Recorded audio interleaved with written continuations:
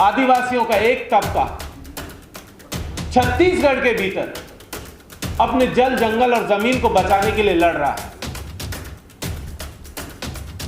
आप देखेंगे तो पाएंगे कि इस देश का सबसे बड़े बिजनेसमैन के खिलाफ उसने एक लड़ाई छेड़ी हुई अपनी जमीन को बचाने की। आपने देखा होगा 2 दिन पहले हसदेव में अडानी ने जंगल काटना शुरू कर दिया। लगभग 2 लाख हेक्टेयर का नई जमीन पर कब्जा करके जंगल काटना शुरू कर दिया। आदिवासी उस जंगल को बचाने के लिए लड़ रहा है।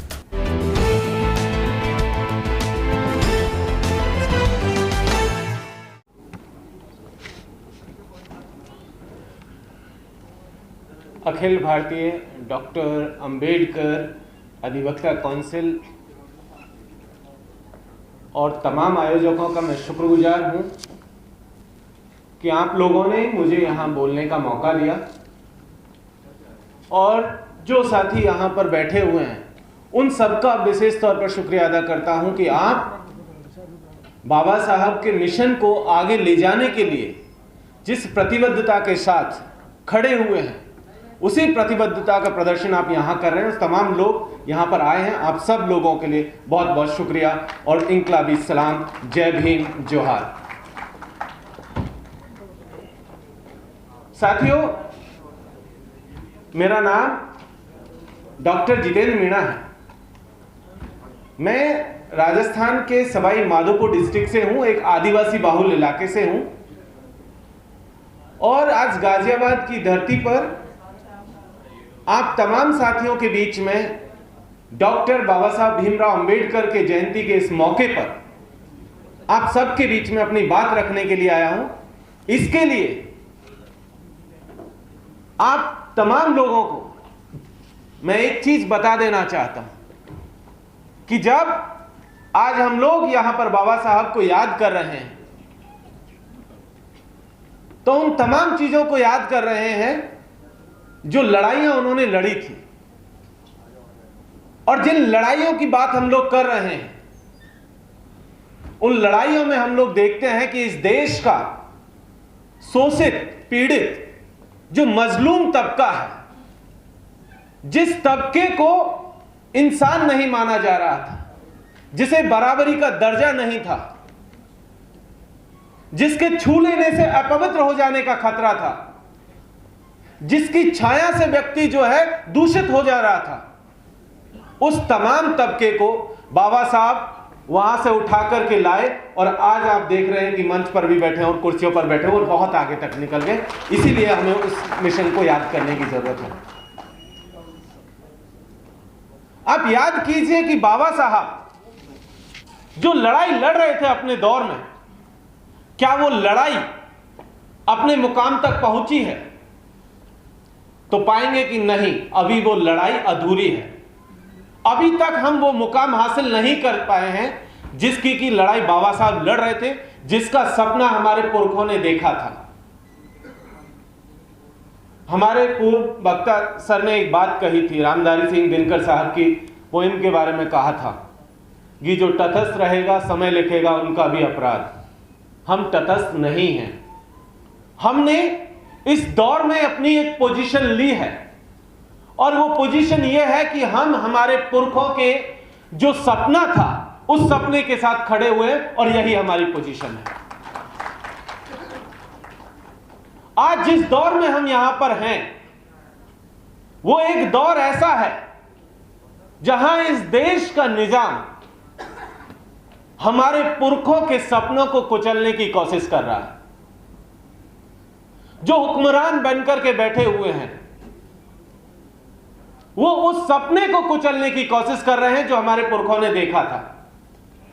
वो सपना यह था कि इस देश के तमाम जो शोषित, पीड़ित, मजलूम लोग हैं, जिन्हें सदियों से पीछे धकेल दिया गया था, वो इस पूरी की पूरी लाइन में आएंगे, मुख्य धारा में आएंगे और अपना जो ड्यू शेयर है, जो उनका जरूरी हक है, वो हक उन्हें मिलेगा। लेकिन हम देख रहे हैं कि वो हक उन्हें नहीं दिया गया और इसीलिए हम ये लड़ाई यहां पर लड़ रहे हैं। जब हम लोग यहां बैठे हुए हैं तो हमें याद करने की जरूरत है, हम तमाम लोग उस दबे कुचले तबके से आते हैं और आज अपनी एकजुटता प्रदर्शित कर रहे हैं, लेकिन अभी भी मैं देख पा रहा हूं कि यहां एक दो तबका अभी भी नहीं है। जिस तबके से मैं आता हूं, क्या आदिवासी समाज से यहां कुछ लोग हैं? नहीं है। यह हमारी एक कमजोरी है साथियों, यह हमारी कमजोरी है कि जब बाबा साहब का हम जन्मदिन मनाएं तो हमारे साथ उनको होना चाहिए था, लेकिन हम उन्हें नहीं जोड़ पाए। इसलिए हमारे लिए यह ध्यान रखना जरूरी है, जब मिशन को आगे लेकर के जा रहे हैं, लड़ाई को आगे लेकर के जा रहे हैं, तो उनका यहां होना जरूरी है। लेकिन एक दूसरी बात है, उसको भी याद रखना जरूरी है, और वो दूसरी बात यह है कि जब हम लोग गाजियाबाद में बैठ करके बातचीत कर रहे हैं, उसी समय पर आदिवासियों का एक तबका छत्तीसगढ़ के भीतर अपने जल, जंगल और जमीन को बचाने के लिए लड़ रहा है। आप देखेंगे तो पाएंगे कि इस देश का सबसे बड़े बिजनेसमैन के खिलाफ उसने एक लड़ाई छेड़ी हुई है अपनी जमीन को बचाने की। आपने देखा होगा 2 दिन पहले हसदेव में अडानी ने जंगल काटना शुरू कर दिया। लगभग 2 लाख हेक्टेयर का नई जमीन पर कब्जा करके जंगल काटना शुरू कर दिया। आदिवासी उस जंगल को बचाने के लिए लड़ रहा है। झारखंड के नेतरहाट का आदिवासी पिछले 28 सालों से नेतरहाट फील्ड फायरिंग रेंज के खिलाफ में अपनी जमीन को बचाने के लिए लड़ रहा है। 250 गांवों की जमीन है,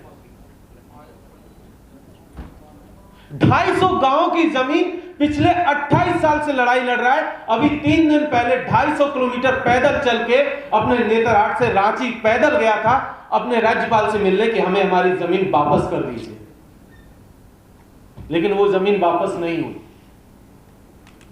अभी पिछले ही वर्ष नवंबर में मणिपुर के भीतर 14 आदिवासियों को गोली मार दी गई, और जब सवाल किया गया तो पार्लियामेंट के भीतर कहा गया कि मिस्टेकन आइडेंटिटी का मसला है, और ये हमारे होम मिनिस्टर साहब कह रहे थे कि मिस्टेकन आइडेंटिटी का मसला है, हम पहचान नहीं पाए कि ये लोग कौन थे। क्या बाबा साहब आज होते तो क्या ये सब देख रहे होते? क्या ये सब चलने दिया होता उन्होंने? मैं मानता हूं कि बाबा साहब ये सब नहीं चलने देते। वो उन 14 आदिवासियों के साथ खड़े हुए होते जिन्हें गोली मार दी गई, सिर्फ ये कह करके कि हम पहचान नहीं पाए आजादी के 75 वर्ष बाद भी। और ये सबसे ज्यादा दुखद हमारे लिए है। हम तमाम लोग कई तरीके की लड़ाइयां लड़ रहे हैं। एक डिग्निटी की लड़ाई है जो यहां पर बैठे हुए हम सब लोग लड़ रहे हैं कि एक इंसान को इंसान माना जाए, उसको बराबरी का हक दिया जाए। एक आईपीएस ऑफिसर को अगर घोड़ी पर बैठना हो तो उसे अपनी प्रोटेक्शन के लिए पुलिस ना बुलानी पड़े। एक आर्मी के जवान को अगर घोड़ी पर बैठना हो तो उसे अपनी प्रोटेक्शन के लिए पुलिस ना बुलानी पड़े। अगर किसी जितेंद्र मेघवाल को मूछें रखनी हो तो उसे अपनी मूछें रखने के नाम पर गोली या चाकू न मार दिया जाए, उसे जिंदा रहने के लिए हम भी ये लड़ाई लड़ रहे हैं।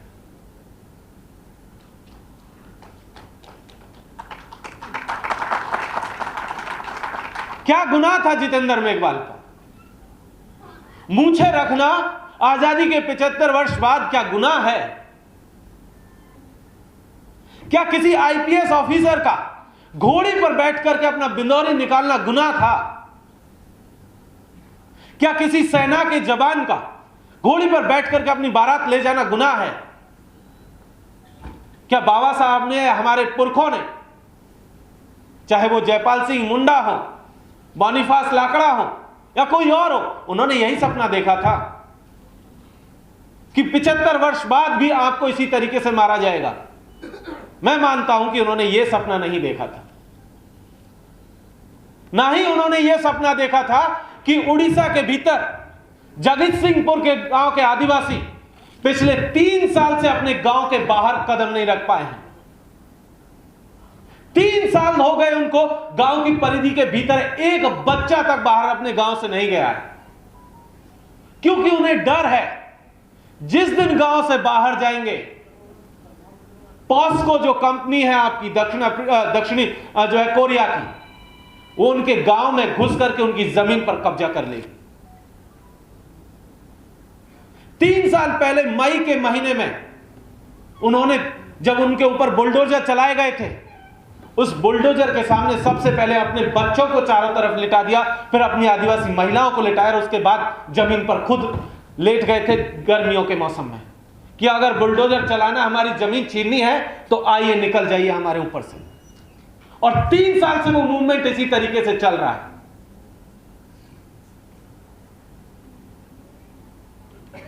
सिर्फ इतना ही नहीं है सर, पिछले साल जब पूरा देश किसान आंदोलन के साथ में खड़ा हुआ था, क्योंकि हम जानते हैं कि मेहनत का पैसा क्या होता है, मेहनत की कमाई क्या होती है और उसको कैसे लूटा जा रहा है, इसलिए हम किसान का दर्द भी जानते हैं। हम में से ज्यादातर लोग उन परिवारों से आते हैं जिन्होंने ये मेहनत की है और आज भी कर रहे हैं। लेकिन उसी किसान आंदोलन की तर्ज पर पिछले साल 17 मई से लेकर के आज तक छत्तीसगढ़ के सिलगेर में एक आंदोलन चल रहा है। लगभग 50,000 से ज्यादा आदिवासी वहां पर अपनी जमीन को बचाने के लिए बैठे हुए हैं। 21 मई को 4 दिन बाद 4 लोगों को गोली मारी गई। उसमें एक प्रेग्नेंट महिला भी थी जो उस गोली की वजह से उसे शिकार हुई मौत का। उनको 10,000 रुपए का मुआवजा, एक कंबल दिया गया था। क्या बाबा साहब होते तो यही सपना देख रहे होते? आप जिस विभाग से आते हैं, जिस डिपार्टमेंट से आते हैं, जुडिशरी से, आज वो हमारे सामने लक्ष्मण रेखा खींचने की कोशिश कर रहे हैं। लेकिन क्या ये लक्ष्मण रेखा सिर्फ दलित, पिछड़े, आदिवासियों के लिए ही है? क्या उन्होंने अपने लिए कोई लक्ष्मण रेखा खींची कि इस देश की सुप्रीम जुडिशरी में आदिवासी, दलित, पिछड़ा क्यों नहीं है? कहां है वो लक्ष्मण रेखा? आज जब बुलडोजर चल रहा है दलितों के ऊपर, मुसलमानों के ऊपर, आदिवासियों के ऊपर, तब वो लक्ष्मण रेखा कहां जाती है? इसीलिए साथियों, जब हम लोग यहां बाबा साहब को याद कर रहे हैं तो आज के दौर में हमें यह याद रखना होगा कि अगर बाबा साहब होते तो किन के साथ खड़े होते और किस तरीके से जो सपना उन्होंने देखा था उसको पूरा करने के लिए लड़ रहे होते। मुझे उम्मीद है कि यहां तमाम लोग जो बैठे हुए हैं सब बहुत विद्वान लोग हैं। आप तमाम साथियों से एक ही गुजारिश करके मैं अपनी बात खत्म करूंगा कि साथियों, जो सपना देखा है उस सपने को पूरा करने के लिए अड़िए। जिस बहुजन यूनिटी की हम लोग बात करते हैं उसका रिफ्लेक्शन यहां हॉल में भी होना चाहिए, उसका रिफ्लेक्शन जमीन पर भी होना चाहिए। और क्योंकि हम लोग समाज से एक कदम आगे, तो हमारी जिम्मेदारी ज्यादा है उन तमाम लोगों को यहां एकजुट करने की, हमारे साथ में लाने की। और तभी जाकर के हम बाबा साहब का, जयपाल सिंह मुंडा का जो सपना था उसे पूरा कर सकते हैं। बहुत बहुत शुक्रिया। इंकलाब जिंदाबाद, जय भीम, जोहार। इस वीडियो में कही गई सभी बातें वक्ता की अपनी राय है, जिसकी पुष्टि हम या हमारा चैनल नेशन टाइम नहीं करता।